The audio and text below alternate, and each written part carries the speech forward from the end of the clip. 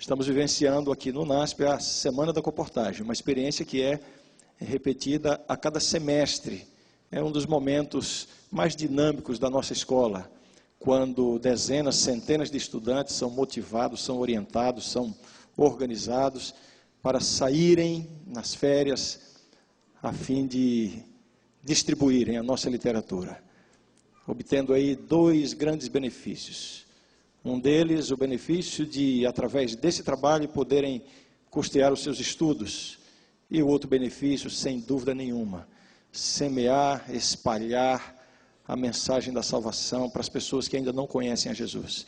E a comportagem tem sido um dos instrumentos mais poderosos dessa igreja na proclamação do Evangelho. Eu queria ler um texto da Palavra de Deus, Romanos 1, verso 16. Podemos ler assim, o apóstolo Paulo dizendo: pois não me envergonho do Evangelho, porque é o poder de Deus para a salvação de todo aquele que crê, primeiro do judeu e também do grego. Pois não me envergonho do Evangelho, porque é o poder de Deus para a salvação de todo aquele que crê. Aqui está falando basicamente de duas dimensões. A dimensão daquele que prega o Evangelho com ousadia, daquele que apresenta a palavra de Deus, daquele que testemunha do amor de Deus, através das inúmeras ferramentas que Deus disponibiliza para o seu povo. Não me envergonho do Evangelho. E a outra dimensão, a dimensão daqueles que recebem o Evangelho, que recebem essa pregação. E então o Evangelho é identificado aqui como sendo o poder de Deus para a salvação de todo aquele que crê. É impossível receber o contato do Evangelho sem experimentar esse poder de Deus. Este é o Evangelho. O Ministério das Publicações é uma ferramenta poderosa, como eu já disse, nas mãos de Deus e através da igreja para a proclamação desse Evangelho. Hoje eu me sinto aqui duplamente privilegiado. Privilegiado porque, como pastor dessa igreja, ocupo este púlpito. E privilegiado, em segundo lugar, porque, apesar de ser o pastor dessa igreja, estou aqui como um pregador convidado. O grupo de líderes de publicações que organiza, esse grupo que organiza essa programação durante a semana, me estendeu a honra de dirigir a palavra à igreja, tendo como motivação esta ferramenta, ou enfim, esse instrumento da igreja que é o Ministério de Publicações. A razão pela qual recebo esse convite, entendo, é porque também, em minha experiência, a exemplo da experiência de tantos dos que aqui estão, jovens estudantes, pastores, obreiros, alguns mais jovens, outros mais idosos, que passaram pela comportagem. E eu gostaria apenas de compartilhar um pouco com a igreja a bênção que o Ministério de Publicações exerceu na minha vida como um filho de Deus. Eu não sei se todos já ouviram um pouco da minha história. Eu nasci numa família pobre no interior do Nordeste, lá no interior do interior de Pernambuco. Aos 6 anos de idade, meus pais se mudaram para São Paulo e nós fomos morar, literalmente, no morro na periferia de São Paulo, no ABC Paulista. Tive uma infância muito pobre, mas uma infância muito simples. Minha família não frequentava nenhuma igreja, não éramos religiosos, éramos de origem católica, mas não tínhamos nenhuma prática religiosa. E assim nós crescemos. Como eu já disse algumas vezes aqui, meus pais tiveram 10 filhos. E eu sou, cada vez que eu digo isso, alguém se assusta um pouco, né? Eu sou o 10º deles. Portanto, vivíamos ali. Eu tive uma infância bastante típica de uma criança, de um juvenil, um adolescente que cresce no morro da periferia de São Paulo. Aos 14, 15 anos de idade, eu fui iniciado nas drogas. Isso comprometeu os meus estudos. Eu não vou me delongar muito nessa experiência. Resumindo, aos 18 anos de idade, eu estava sem estudar. Havia concluído, alguns anos antes, a 7ª série do ensino fundamental. não via nenhuma perspectiva para a minha vida. Foi um momento de muita apreensão, um momento de muita angústia na minha vida. Um jovem com 18 anos de idade, tendo uma noção do que é o futuro, mas cada vez que eu olhava para o meu futuro, eu via um túnel sem nenhuma luz no fundo. Depois de tantos esforços para abandonar, enfim, essa vida, esforços frustrados, enfim, finalmente eu vou resumir a história, porque esse não é o foco do que eu quero contar hoje. Aos quase 19 anos, faltavam talvez algumas semanas para eu completar 19 anos de idade, através do meu irmão mais velho, que já era da igreja fazia muitos anos, eu tive contato com o livro Desejado de Todas as Nações. E através da leitura desse livro, de uma experiência muito intensa com Deus, em uma noite, uma madrugada, eu entreguei minha vida a Deus e experimentei uma transformação profunda. Minha vida deu um giro de 180 graus. Agora estava eu, precisava sair do ambiente onde vivia. Enfim, por causa das circunstâncias em que vivia, a questão das drogas e outras coisas, eu não poderia continuar vivendo ali com essa nova vida que agora eu estava experimentando. Primeiro pensamento, vou para o internato. E fui para Vitória do Espírito Santo, onde o meu irmão, um dos meus irmãos mais velhos, ele era pastor na Igreja Central de Vitória, havia saído do EDESA, o nosso internato, lá no Espírito Santo. Havia saído do EDESA fazia pouco tempo. Ele tinha sido pastor lá no EDESA. E eu fui para Vitória, de Vitória, através dos contatos do meu irmão, enfim, conseguir uma vaga e estudar no EDESA.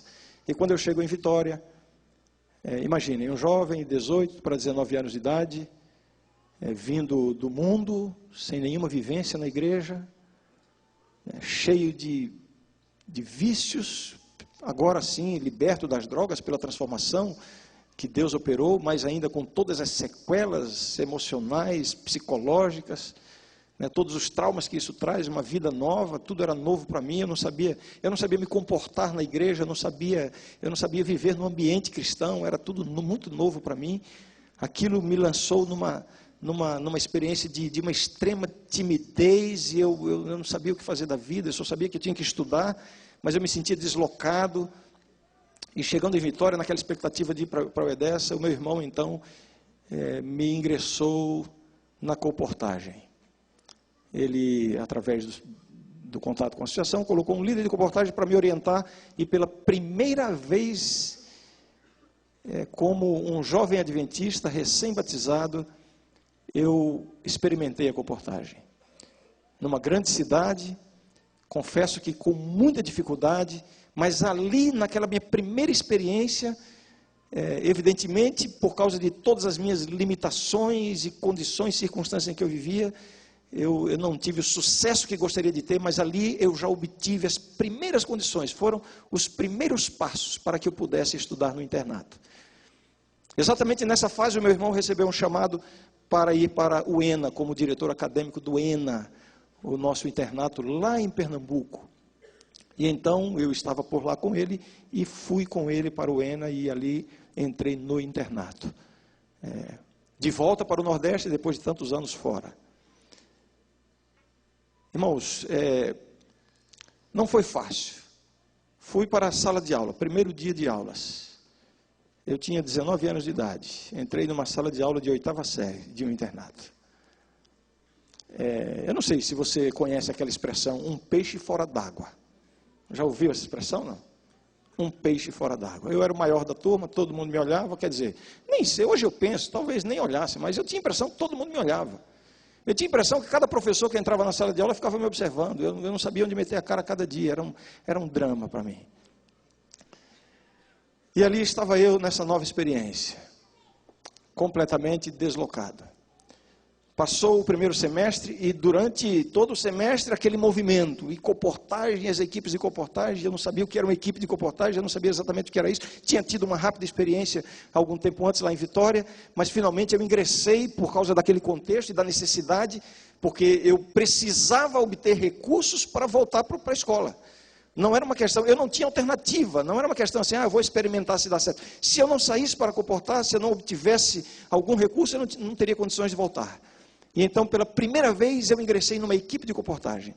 e fomos para a cidade de São Luís, no Maranhão. Mais uma vez, eu queria que você se lembrasse daquela expressão, um peixe fora d'água. Eu ali numa equipe de comportagem, um jovem recém-formado, cheio enfim, todas as sequelas de uma vida no mundo, numa fase de adaptação. Entrei na comportagem e talvez como nunca na minha vida, eu senti aquilo que a gente chama de dependência de Deus. Dependência de Deus.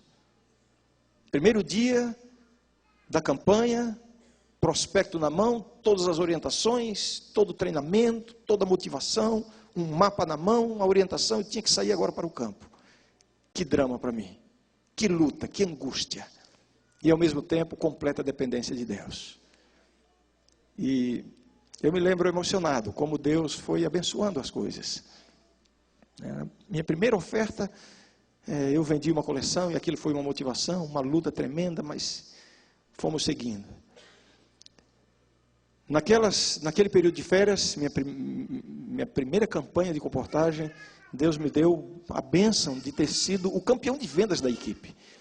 E eu era talvez o único estudante do ensino fundamental, a grande maioria dos componentes da equipe eram estudantes de teologia, porque o seminário de teologia estava ali no ENA, e eu me sentia tão pequeno, tão despreparado, tão inferior, eu acho que eu era até meio complexado em relação a isso, e justamente por esse sentimento, vinha aquela sensação da dependência de Deus, uma consagração tremenda na base da oração e do trabalho e saindo. E Deus me deu a bênção, a alegria de ser campeão de vendas da equipe. Eu voltei, tive possibilidades de pagar a escola, de continuar meus estudos, um sentimento de vitória, uma coisa que eu nunca tinha experimentado na minha vida. Eu me achava tão incapaz por causa do meu passado, né, da minha infância, adolescência, enfim, da forma como eu vivi na minha adolescência. E agora, vivendo uma experiência de honra, de sucesso, aquilo foi algo extraordinário para mim. Mas esse era apenas o começo das surpresas que Deus havia separado para mim. O líder da equipe, daquela equipe, enfim, terminamos a campanha e já ficou uma coisa meio combinada assim, de nas próximas férias aquela mesma equipe ir com as mesmas pessoas, enfim. O líder da equipe era um estudante de teologia que estava no 4º ano de teologia, portanto era a sua última campanha. E a missão na época pediu que ele indicasse alguém para substituí-lo como líder da equipe. Por alguma razão ele indicou o meu nome. E faltando alguns meses para o período de férias, eu recebi então o convite do departamental da missão para que eu liderasse a equipe de comportagem. Ora, se eu já me sentia tão pequeno, tão insuficiente, tão incapaz para sair para comportar, imagine agora como é que eu comecei a me sentir com aquele desafio de ser o líder da equipe. E mais uma vez o sentimento de dependência de Deus. Trabalhamos, reorganizamos a equipe, saímos nas férias, Deus nos deu a alegria, Deus nos deu a bênção de termos sido a equipe campeã de vendas daquele período. Enfim, eu não vou contar todas as minhas histórias de comportagem, mas eu quero dizer que durante o meu período de estudante, finalmente, depois concluí o ensino médio, conheci a Mara. Quando eu entrei no primeiro ano do ensino médio, do 2º grau na época, no ano seguinte ao que eu cheguei ao ENA. Cheguei ao ENA em 1984 para cursar a 8ª série. Em 1985, completei 20 anos para entrar no ensino médio. Naquele ano, chegou a Mara Núbia, lá no ENA, para estudar teologia. E eu me lembro que a primeira vez que eu vi a Mara, bom, isso aqui não faz parte da mensagem de hoje, eu não tinha planejado. Não, então não interessa para vocês, né? Deixa eu mudar de assunto. Ah, conta, né? Eu estava assim no prédio central com um amigo, um colega de quarto, e a gente estava conversando, e lá vem a Mara passando assim pela alameda central da escola. Eu nunca tinha visto, e esse meu amigo olhou para mim e disse: Ranieri, está vendo aquela moça ali? Eu disse: estou vendo, com certa admiração já. E ele disse assim: olha, dá para ser tua namorada. Bem, esse é um assunto que eu conto depois. Durante o período de estudantes, eu andei fazendo as contas, eu tive a bênção, o privilégio de passar por 10 férias comportando, entre comportagens como comportor estudante e como líder de equipe. Depois vim para o IAE, cursar teologia, continuei na minha vida da comportagem, liderando algumas vezes, outras vezes saindo para comportar, enfim, foram 10 férias. Eu não vejo no período de formação, pelo qual eu passei durante esses anos de escola, Um período em que Deus precisou aparar tantas arestas na vida de um jovem que cresceu no mundo acostumado com o pecado, com as drogas. Deus precisava fazer um trabalho na vida desse jovem de aparar as arestas e corrigir vícios, enfim. E eu não vejo outro instrumento mais poderoso nas mãos de Deus do que a experiência da comportagem para isso.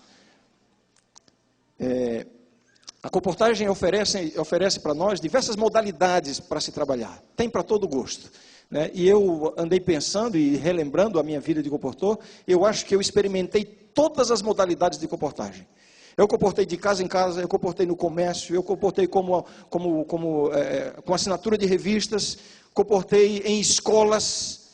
Aliás, uma experiência interessante que eu tive numa cidade do interior. Fui comportar e estava muito difícil, uma cidade, né, daquelas que a gente diz assim, o campo estava muito duro, estava difícil, e a gente ali em oração e não conseguia vender. De repente me veio a ideia eu estava comportando com um companheiro, de trabalhar nas escolas, e que livro nós vamos vender nas escolas, e escolas públicas. E a CPB tinha lançado fazia pouco tempo um pequeno livro intitulado Namoro no Escuro, do pastor José Carlos Zeblin, que é membro aqui da nossa comunidade. E aquelas férias foi uma das mais exitosas para mim, né? Vendendo o livro Namoro no Escuro em escolas públicas. Experiências extraordinárias, né? Comportei fazendo palestras em empresas, principalmente no período em que estava estudando teologia. Procurei me especializar nessa modalidade de comportagem. Deus foi me abençoando. Comprei uma moto. Eu era estudante de teologia. Vocês me veem andando de moto por aqui. Isso não é novidade na minha vida. Eu sou motoqueiro desde há muito tempo atrás. E eu me lembro que, eu acho que em 1990, 1989, eu estava no segundo ou terceiro ano de teologia.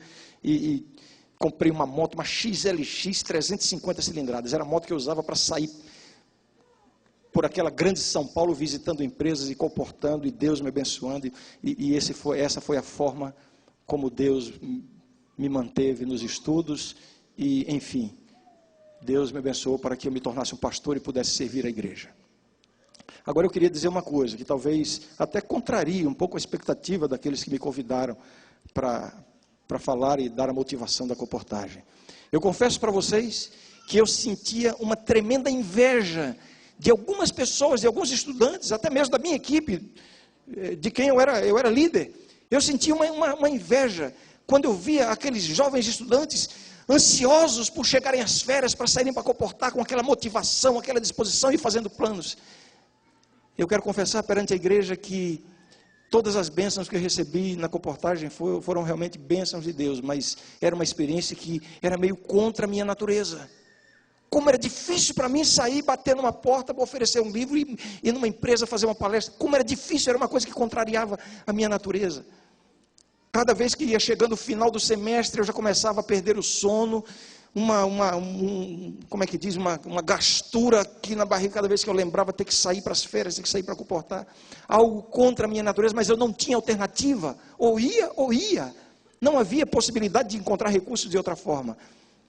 Então eu quero dizer para aqueles que às vezes se sentem temerosos, que às vezes se sentem na dúvida, eu não sei se isso é para mim. Olha, não era para mim também, mas foi para mim com a bênção de Deus. Esta é uma obra que não foi idealizada pelos seres humanos. Essa é uma obra que foi idealizada por Deus. Deus orientou a sua igreja. Esse é um plano de Deus para os estudantes que frequentam as nossas escolas. Este é um plano indicado por Deus.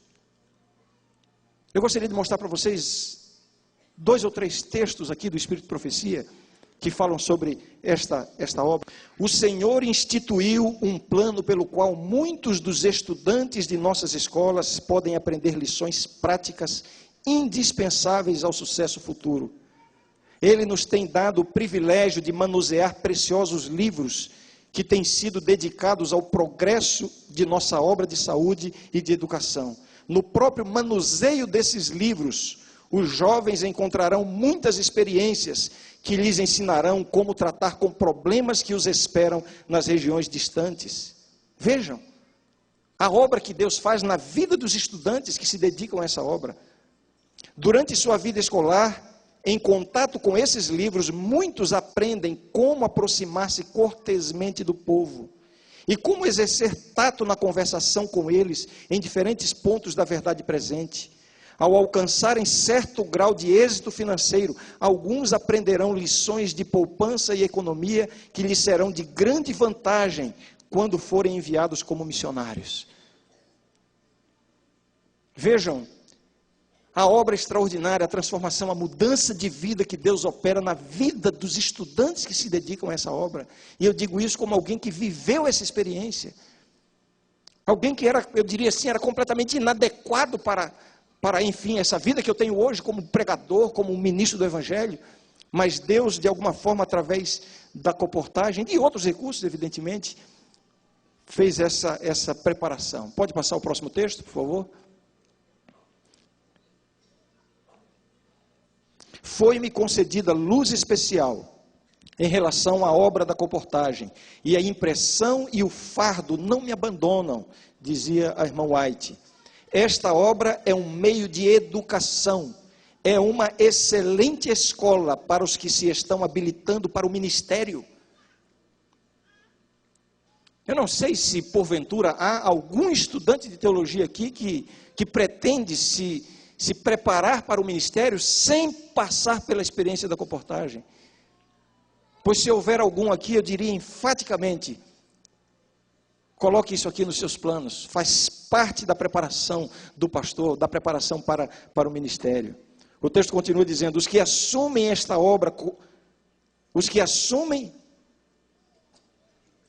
acho que tem algum erro aí, os que assumem esta obra como devem, perfeito, colocam-se onde aprendem de Cristo e seguem seu exemplo. Anjos são comissionados a ir com os que assumem esta obra na devida humildade. E nós já ouvimos tantas histórias, né? De um comportor que chega sozinho no lugar e depois as pessoas perguntam, escuta, onde está o seu companheiro que chegou com você? E alguns dizem, isso é história de comportor.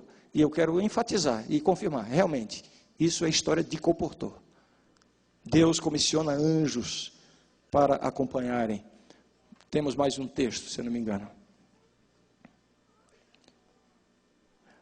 As publicações devem ser multiplicadas e espalhadas como folhas de outono. Esses mensageiros silenciosos, quem são os mensageiros silenciosos? Os livros. Estão iluminando e modelando a mente de milhares em todo o país e em todo o clima. Próximo texto, é o último dessa série de textos que eu quero apresentar para vocês. Meus irmãos e irmãs, lembrai-vos de que um dia estareis em pé diante do Senhor de toda a terra, para dar contas das ações praticadas no corpo. Então vosso trabalho aparecerá como em realidade é. A vinha é grande e o Senhor está chamando obreiros. Não permitais que coisa alguma vos impeça de salvar almas. A comportagem é o meio mais bem-sucedido de ganhar almas. Não o quereis experimentar? Não o quereis experimentar? E eu chamo a atenção nesse texto, quando diz assim, então vosso trabalho aparecerá como em realidade é. Eu tenho uma expectativa muito grande de, chegando na eternidade, se Deus me der essa graça de estar lá, de conhecer um pouquinho, talvez, das histórias extraordinárias que aconteceram a partir dos livros que Deus me deu o privilégio de distribuir através da comportagem. Centenas, talvez, certamente milhares de livros. Não faço ideia dos resultados que esses livros proporcionaram na vida de tantas pessoas, mas eu tenho certeza de uma coisa, muitos milagres aconteceram. Essa é a experiência comum na comportagem. Eu quero contar rapidamente para vocês a experiência de 2 jovens comportores estudantes de teologia. 2 jovens comportores foram para o Rio Grande do Sul, 1957. Saíram do IAE São Paulo. 2 jovens foram para a cidade de Novo Hamburgo realizar a sua a sua comportagem no período de férias para, enfim, voltarem e continuarem seus estudos. No processo de apresentação dos livros, eles visitaram uma pequena loja, um bazar. Segundo me contaram, era um bazar daqueles de antigamente, que se encontra de tudo, né? Um bazar que vende tudo. E havia ali diversas pessoas trabalhando, e esses dois jovens chegaram, fizeram contato então com o senhor, o dono do bazar, e o dono do bazar permitiu que eles oferecessem o livro a todos os que estavam ali. E não somente isso, o dono do bazar acompanhou os estudantes, motivando as pessoas a comprarem. Enfim, todas as pessoas que estavam ali compraram o livro desses dois estudantes. Como forma de gratidão, ao saírem da cidade para voltar para a escola, esses jovens comportores levaram para o dono do bazar, deixaram lá no bazar como um presente. O conflito dos séculos, o grande conflito. Este pequeno livro, como um presente. O dono do bazar, quando foi informado do livro, deixaram o livro aí, ele parece que não deu muita atenção. Mas, como o Espírito de Profecia acaba de dizer, um mensageiro silencioso. Um mensageiro silencioso. Esse livro foi deixado lá no bazar. Como eu disse, o dono não deu muita atenção. A prima do dono do bazar, que era caixa, em dado momento disse: olha, fulano, tem esse livro aqui que eles deixaram, né? Será que eu posso dar uma olhadinha nesse livro? Ah, pode levar, pode olhar, pode ler à vontade. E então esta moça, que era caixa do bazar, pegou o livro e levou para casa. Um mensageiro silencioso. Chegando em casa, havia ali na família muitas pessoas, e chegou para visitar a família um sobrinho dela, um jovenzinho, que de alguma forma se deparou com o livro. Apesar de ser um livro aparentemente não muito atrativo para a leitura, né, mas o conflito dos séculos. E aquele rapaz pegou o livro e começou a folheá-lo. E à medida em que ele foi lendo o livro, sua cabeça e o seu coração foram sendo tremendamente tocados. Ele foi lendo e conhecendo as verdades que estão aqui nesse livro, conhecendo a história, conhecendo a Bíblia, as revelações, as profecias, as explicações que tem, a interpretação do momento profético em que nós vivemos, e aquilo foi mexendo com a vida desse jovem. Eu soube que em dado momento, não sei se foi exatamente durante a leitura, enfim, não esperem que eu me lembre de todos os detalhes, mas em dado momento, por iniciativa própria, ele chegou num rio e jogou o maço de cigarros fora. Ele estava determinado a mudar de vida. Ele terminou de ler o livro. Segundo contam, ele leu o livro em menos de uma semana. E ele estava tão impressionado com aquilo, tão tocado, tão incomodado com tudo que ele estava lendo aqui, que ele disse: não, eu tenho que confirmar isso aqui, não é possível. E abriu o livro de novo na primeira página e recomeçou a leitura. E mais alguns poucos dias, ele leu o livro pela segunda vez. Agora sim, ele estava convicto. Conheceu a mensagem da salvação. Entregou sua vida a Jesus. Eu agora tenho que conhecer essa igreja. Procurou a igreja. Procurou o pastor. Recebeu as orientações finais e foi batizado. Conta-se que ele estava em determinado lugar, me parece que na casa de alguém da igreja, uma reunião, enfim. E ele viu uma jovem. O nome dele, esse jovem se chamava Elmo. Ele viu uma jovem, ele nunca tinha visto aquela moça. E de longe, quando ele viu aquela moça, bom, eu sei o que é isso, né? Porque aconteceu quase a mesma coisa comigo quando eu vi a Mara naquele dia lá no Ena. Ele olhou para aquela moça e pensou consigo: esta é uma boa moça para casar comigo. Poucos dias depois, ele teve a oportunidade de se aproximar dessa jovem. Ela era obreira bíblica de uma série de conferências do pastor Enoque de Oliveira. E eles se aproximaram, começaram a namorar. Certo dia eles estavam num almoço, no meio da família, me parece que já estavam noivos nessa época, E esse rapazinho que havia lido o livro, experimentado uma transformação profunda em sua vida, ele era filho único, aliás, ele era filho único. E ele disse assim na frente de todo mundo: eu quero ter 6 filhos. E olhou para Esther. A Esther parece que estremeceu um pouquinho assim. Você topa? E ela disse: mas como não? Não sei se foram essas exatamente as palavras. Se casaram, extremamente dedicados à palavra de Deus, ao conhecimento das orientações de Deus. Se depararam com a necessidade de morarem no interior, de se irem para um lugar onde pudessem servir mais a Deus. Mudaram para o sítio e, quando estavam nas condições adequadas, enfim, decidiram colocar em prática aquele plano original de terem 6 filhos. E aí começou, nasceu o primeiro, nasceu o segundo, o terceiro, o quarto, a quinta, o sexto e o sétimo. 6 homens, 5 homens e uma mulher. Se eu não me engano, foi isso. Eu falei 7? Não, foram 6 filhos. Casaram e tiveram 6 filhos. Este jovem pai, que já não era mais aquele jovenzinho que leu o livro O Grande Conflito, era agora um homem de Deus, convertido, colocando em primeiro lugar as coisas do céu, determinado a educar os seus filhos nos caminhos do Senhor e fazer deles instrumentos nas mãos de Deus para a pregação do Evangelho. Um dos filhos me dizia assim: o meu pai costumava dizer assim para a gente: olha, vocês querem fazer faculdade? Podem fazer a faculdade que quiserem, eu pago. Agora, se vocês quiserem estudar teologia primeiro, eu pago as 2 faculdades. Todos estudaram teologia, dos homens. E a menina estudou pedagogia, se tornou uma professora.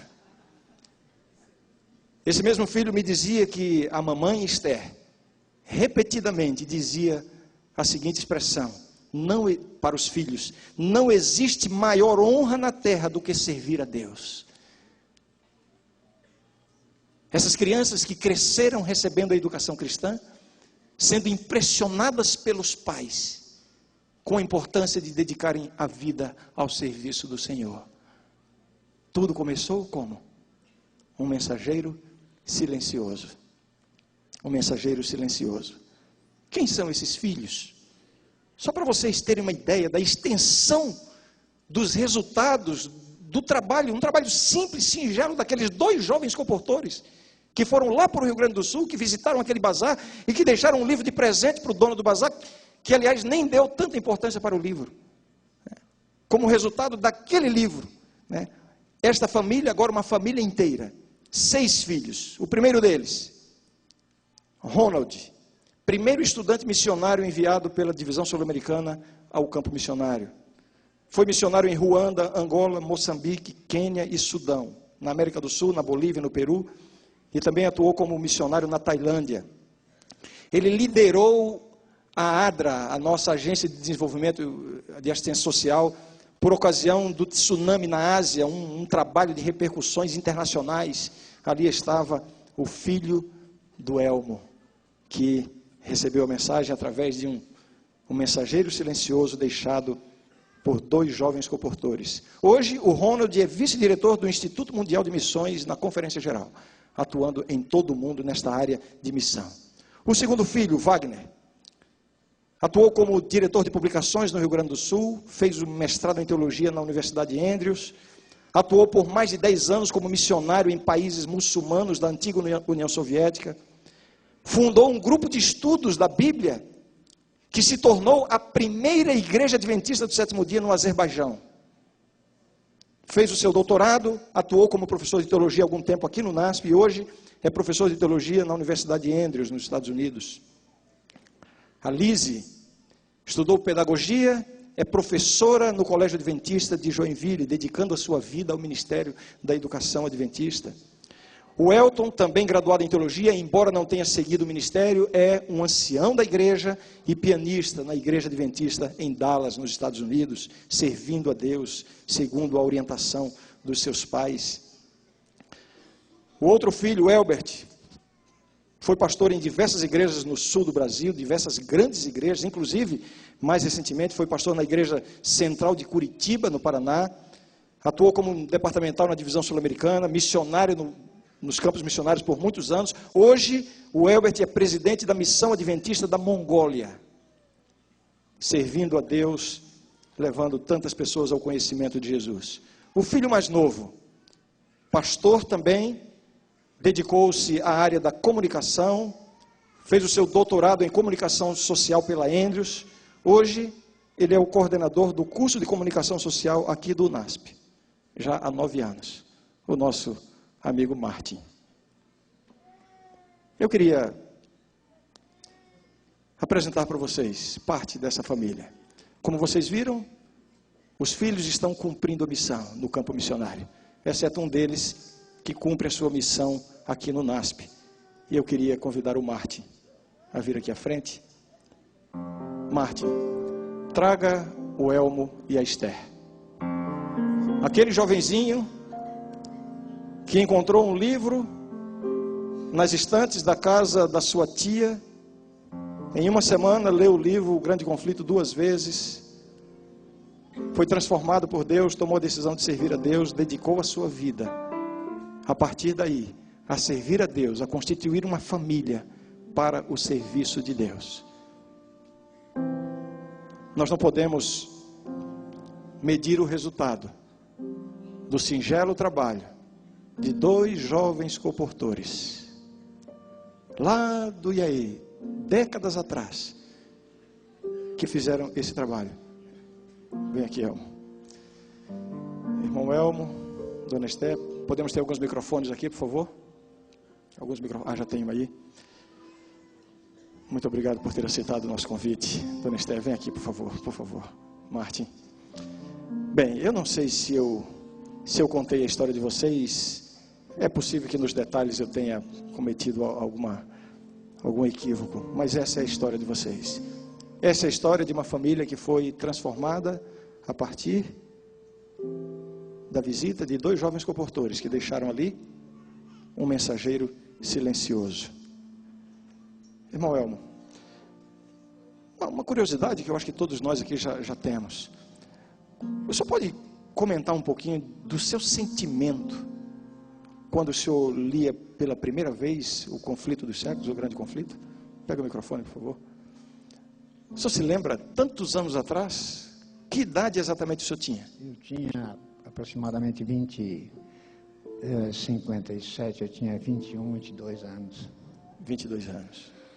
O senhor começou a ler, o senhor se lembra o que foi que começou a acontecer na sua vida? Lembro, sim, lembro. Era uma impressão, diríamos assim, da breve volta de Jesus. E aquilo me impressionou demais. Eu não conseguia devorar, diríamos assim, o conteúdo o suficientemente, diríamos assim, para me satisfazer. Eu queria cada vez ler mais. Eu lia ele dia e noite. E aproximadamente eu li ele inteiro, numa semana, assim. E logo em seguida eu repeti a leitura dele. Repetiu a leitura, para confirmar tudo aquilo que o senhor tinha visto. Dona Esther, a senhora se lembra daquele dia quando aquele jovem se aproximou da senhora, conheceu? A senhora lembra um pouquinho daquele momento? Lembro. Então, a gente conheceu, ele viajava e naqueles dias ele estava em Novo Hamburgo e foi fazer culto de pôr do sol na casa de um pastor onde eu parava. E ali nós começamos a conversar e graças a Deus, depois de 2 anos, né, a gente casou. Mas ele já era batizado quando nós nos conhecemos. Fica aí o recado para as moças. Já era um jovem adventista batizado quando começaram a namorar. Me conte só um pouquinho assim. A senhora lembra aquele dia que ele disse assim: eu quero ter 6 filhos? Lembro exatamente. Como é que foi? É impossível esquecer, né? Imagina. Não foi fácil, mas tivemos os 6. Irmão Elmo, esse seu desejo, essa sua dedicação em preparar os seus filhos para o serviço do Senhor, O senhor pode comentar um pouquinho sobre isso? Posso. Por favor. Posso. Bem, através do Espírito de Profecia, eu aprendi que a melhor educação seria a educação, diríamos assim, no interior. Eu morava em Belo Horizonte, nessas alturas, e nós tínhamos 3... O senhor tinha ido de Belo Horizonte para Novo Hamburgo visitar a sua prima, sua tia, quando o senhor viu o livro? Como é que não, eu morava nesse tempo em Novo Hamburgo. Em Novo Hamburgo, ok. Depois eu fui para Belo Horizonte, mas solteiro. E em Belo Horizonte eu exerci comecei um trabalho de representação de calçados. Novo Hamburgo era uma cidade, capital do calçado, né? E fui para lá. Aí o senhor viu no Espírito de Profecia a importância, a vantagem de morar no interior. No interior. Isso é durante o nosso primeiro ano, no primeiro tempo de casado. Inclusive eu mandei vir dos Estados Unidos para um amigo, um livrinho chamado-se Country Living. Vida no Campo. Vida no Campo, em inglês. E tive que até aprender inglês para ler aquele livrinho. Um pouco, naturalmente, logo em seguida ele foi traduzido por português. E eu li aqui a orientação do Espírito de Profecia a respeito. E quando a família foi crescendo e foi chegando, digamos assim, ao alvo, né? Ao alvo. É o alvo, né? 6. Aí eu falei para o Estela, é muito complicado esse negócio, nós vamos ter que mudar para perto de uma escola.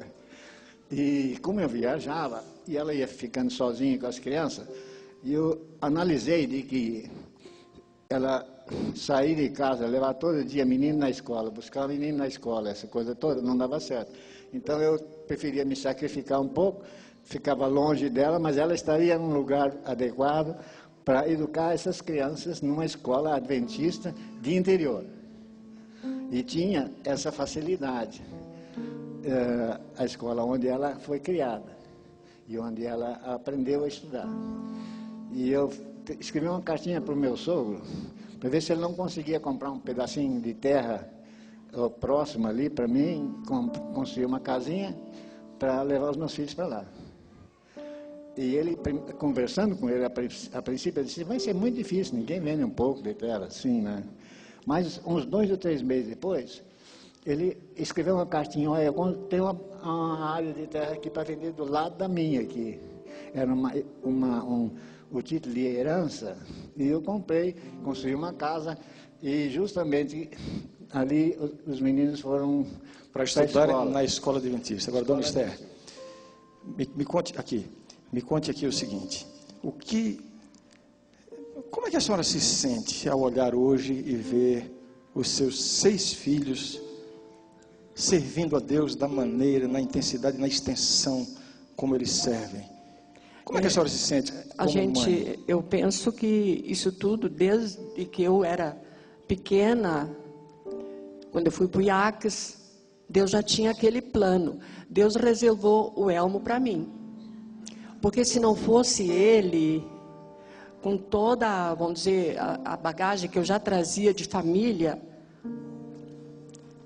então eu não seria, os meus filhos não seriam o que são hoje. Agradecendo a este homem que leu esse livro maravilhoso, né, que os comportores venderam. Amém, amém. Martin, sim, pode falar, senhor. Não esquecer os comportores. Não, pode deixar.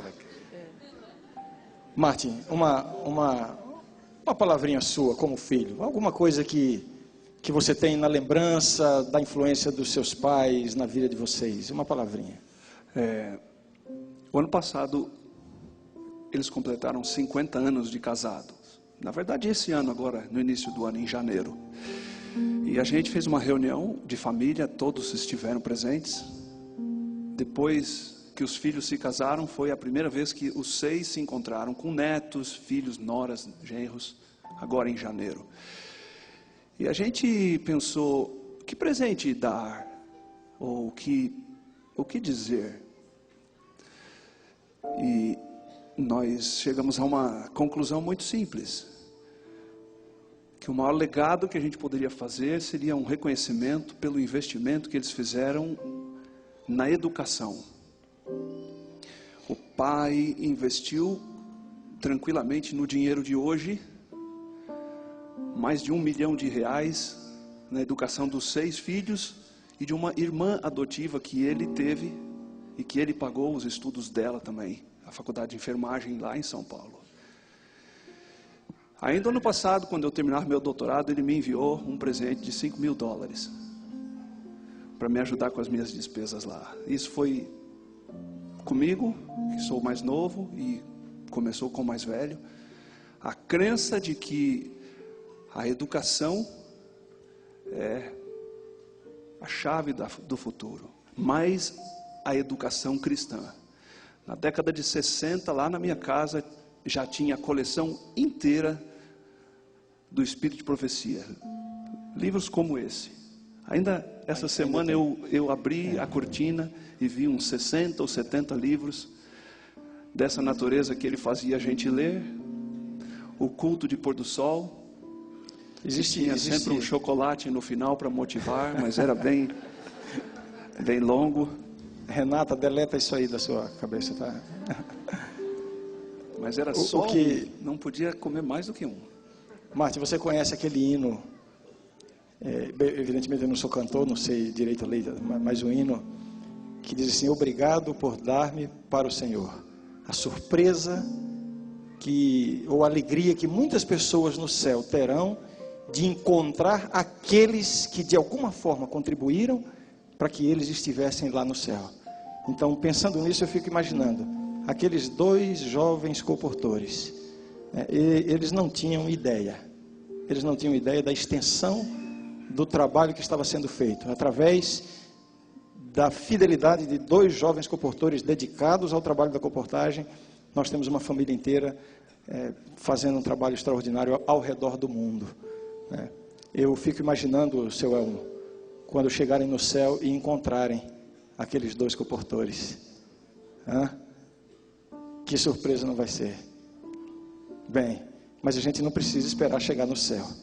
Eu queria convidar aqui à frente os 2 comportores. Elias Azevedo, pastor Wilson Andrew White. 2 homens de Deus. O irmão Elias Azevedo é uma pessoa que tem exercido influência ao longo da sua vida, exercido influência na vida de muitos jovens estudantes, inclusive na minha e da minha esposa.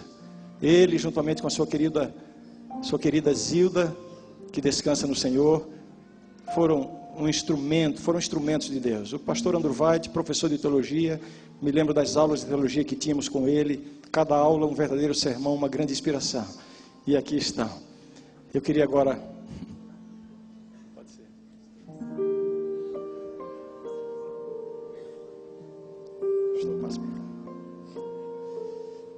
Eu não quero prolongar muito, mas Elias, em primeiro lugar, obrigado por ter aceitado o nosso convite, estar aqui com a gente. Uma palavrinha sua, o que é que você sente? Qual é a emoção que dá ao saber que aquela visita, aquelas férias, aquela visita trouxe resultados tão extensos, tão grandes? Como é que você se sente? Felicidade é ter tido a oportunidade de comportar e de agora ver isso que está aqui. E ter arrumado com essa comportagem um esposo para minha prima. E ter esse grandão aqui como meu primo também. Isso é felicidade. Muito obrigado. Pastor Andrew White, uma palavrinha sua. Vocês devem se lembrar daquele momento em que visitaram aquele bazar em 1957. O senhor consegue lembrar daquele momento? Lembro perfeitamente. O Elias também se lembra. Ali Deus realmente dirigiu, abriu as portas. O próprio gerente, ele ia influenciando as moças para comprar o livro. Eu me sinto muito feliz hoje, recompensado. E eu quero dizer que depois de 2 anos e meio, eu voltei para aquela cidade como pastor. Eu fui ser pastor ali da igreja. E a Ilse, que foi à caixa e fez o pagamento de todos os livros e que passou o livro para o irmão Elmo, ela foi a minha ovelha. Ela também foi batizada. Quando eu cheguei lá, ela já era batizada, a Ilse. A tia Ilse, amém por isso. E A Bruna era a irmã dela? Irmã dela, a mãe dela também já haviam sido batizados, por influência, naturalmente, da conversão dele. Que bênção, que bênção. Nós não pudemos ter aqui, evidentemente, os outros filhos, mas eu queria pedir um videozinho de 2 minutos, onde é uma rápida mensagem de cada um deles, para vocês aqui à frente. Pode soltar o vídeo, por favor. Muitas vezes, de imediato, não entendemos por que certas coisas acontecem, quais os propósitos de Deus para cada um dos seus filhos. Deus, porém, tem uma resposta para tudo, mas essas respostas nós só conheceremos na eternidade. Estimado Pastor Wilson, estimado Elias, que alegria poder falar com vocês todos neste sábado. Vocês nunca imaginariam o alcance da mensagem que vocês deixaram no Bazar Avenida em Novo Hamburgo. Nós estamos muito felizes em saber que vocês dois participaram indiretamente da conversão do meu pai. Muito obrigado por terem levado a verdade até o meu pai. Eu também agradeço do fundo do coração por terem dado aquele livro ao tio Breno. De um modo miraculoso, ele foi parar nas mãos do meu pai e Deus pôde operar um milagre na vida dele. Comecei a educar meus filhos ali, na frente, digamos assim, de uma escola boa, onde eles praticamente enxergavam eu sair de casa e entrar na escola, e sair da escola e vir para casa. E assim eles estudaram o 1º grau na frente da nossa casa, depois foram para o internato, no IACS, dali foram para o internato em São Paulo. Os 5 meninos se formaram em teologia, e a menina em pedagogia. E na sua sabedoria, Deus não quis que aquele livro ficasse restrito apenas a uma cidade, a um estado ou a um país. Mas Deus fez com que, através daquele livro, os seus servos, humildes mensageiros da esperança, pudessem ir a outros lugares do mundo. Nós todos comportamos e depois de estudar, eu fui trabalhar na África, América do Sul, Ásia, e agora estou na Conferência Geral treinando outros missionários a se adaptarem no campo onde eles vão servir. Acredito que na minha vida de comportor estudante vendi mais de 1000 livros, O Grande Conflito. Eu também me tornei um pastor, fui departamental de comportagem e fui missionário em países muçulmanos do Oriente, na Ásia Central, por quase 10 anos. Trabalho no Colégio Adventista de Joinville, Santa Catarina, e também levo a mensagem aos meus alunos. Hoje sou professor de missão do Seminário de Teologia aqui na Universidade de Andrews. Eu tenho o privilégio de estar falando com vocês aqui da Mongólia, no norte da Ásia, onde eu dirijo os trabalhos da igreja na Missão Adventista da Mongólia. Isso apenas é uma representação daquilo que esse livro pode realizar quando distribuído. Na eternidade nós poderemos ver o resultado maior que isso tem causado. Eu quero agradecer a vocês por serem instrumentos desse poder maravilhoso que transforma vidas. Mas os planos de Deus são insondáveis. Ele já sabia de tudo. Agradeço pela parte que vocês fazem parte da vida do meu pai. Eu desejo que cada estudante do UNASP lembre que ao venderem livros, isto é muito mais do que um negócio. Isso é um plano de Deus para mudar a vida das pessoas para melhor. Eu também tenho absoluta certeza que os livros que vocês estão deixando ou estarão deixando farão a completa diferença na vida de muitas pessoas entre salvação e perdição. Que Deus use vocês. Vão na certeza de que o mais poderoso ser deste universo, o nosso Deus Criador e Mantenedor, estará ao lado de vocês e estará fazendo o melhor para que vocês possam levar esta esperança a muitos corações.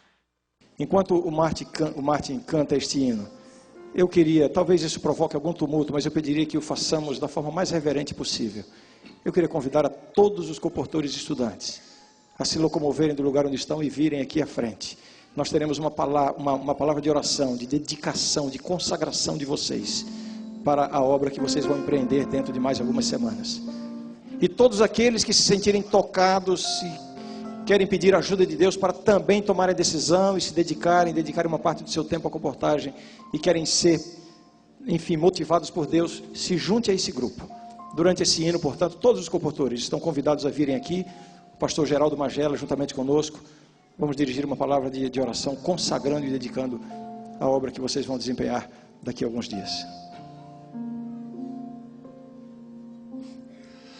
Sonhei que fui pro céu, um sonho tão real. Nas ruas de ouro eu andei, no lago de cristal. Ouvi um coro de anjos e eu também cantei. Foi quando um jovem me chamou meu nome e eu olhei. Me perguntou: você não lembra mais da loja do interior? Eu era só alguém ali, você um comportou. Você me ensinou a orar e me falou da cruz. Um dia então você orou e aceitei ao meu Jesus. Obrigado por dar-me pro Senhor. Hoje eu estou transformado. Obrigado por dar-me pro Senhor. Hoje eu sou tão feliz. Um rapaz chegou me dizendo: você me trouxe luz, pois deu um livro a outro alguém, falando de Jesus. Jogaram fora o livro, encontrei-o e o li. Jesus tem tão meu coração e por isso estou aqui. Obrigado por dar-me pro Senhor. Hoje eu estou transformado. Obrigado por dar-me pro Senhor. Hoje eu sou tão feliz. Um a um foram vindo, formando uma multidão. Vidas ganhas porque eu amei, tive fé e compaixão. Coisas simples e grandes que a vida ocultou. Na terra ninguém viu, mas o céu revelou.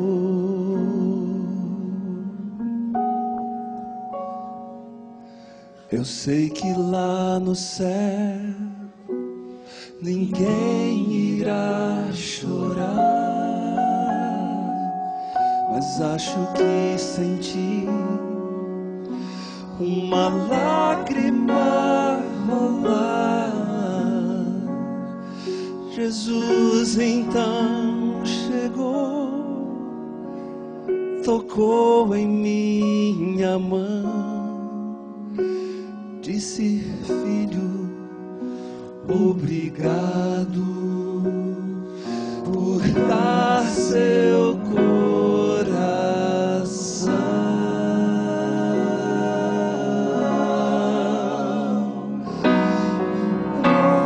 Obrigado por dar-me pro Senhor. hoje eu estou transformado. Obrigado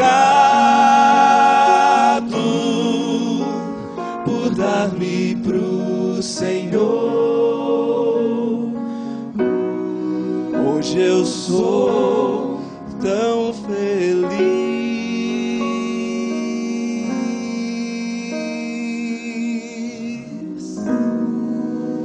Hoje eu sou tão feliz.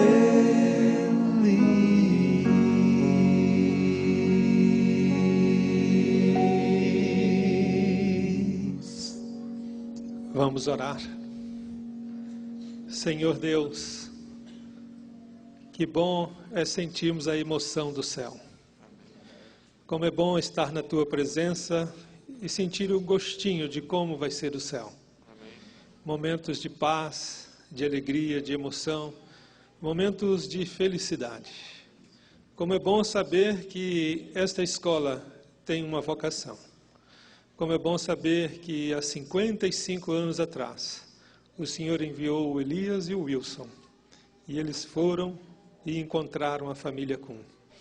Aqui estão, Senhor, os resultados daquilo que o Senhor designou, daquilo que o Senhor inspirou. Exaltado seja o Teu nome. Amém. Que a literatura que o Senhor também planejou, que foi escrita, possa alcançar muitos e muitos resultados para a Tua honra e Tua glória. Amém. Mas a nossa alegria é maior, Senhor, porque este trabalho não para. Este ministério continua, a extensão desta escola. Aqueles que são enviados são os alunos desta escola. Esta é a vocação desta escola, formar e enviar pessoas. Amém. Aqui estão, Senhor, jovens que se dispuseram, que se colocaram em pé, aceitaram o desafio, ao exemplo do Elias e do Wilson, se colocam à Tua disposição. Amém. Que os Teus anjos poderosos possam preparar o caminho desses jovens e que ao eles encontrarem portas abertas, possam saber que ali está a oportunidade que o Senhor deseja. Amém. Somos falhos, humanos e pecadores, mas nós nos colocamos em Tuas mãos. E nós, como pastores, líderes de publicações, erguemos agora a nossa mão. Todos os pastores de publicações colocam a mão sobre estes jovens, como o Senhor nos designou. Nós os designamos também. Que o Senhor possa enviá-los e que a Tua paz esteja sobre todos, que o Teu rosto resplandeça sobre todos a Tua luz e que assim o Teu Espírito possa nos tornar dignos da Tua bênção. Da Tua companhia, dá o Teu poder e a Tua presença. É a oração que eu lhe faço em nome de nosso Senhor e Salvador Jesus Cristo. Amém. Amém.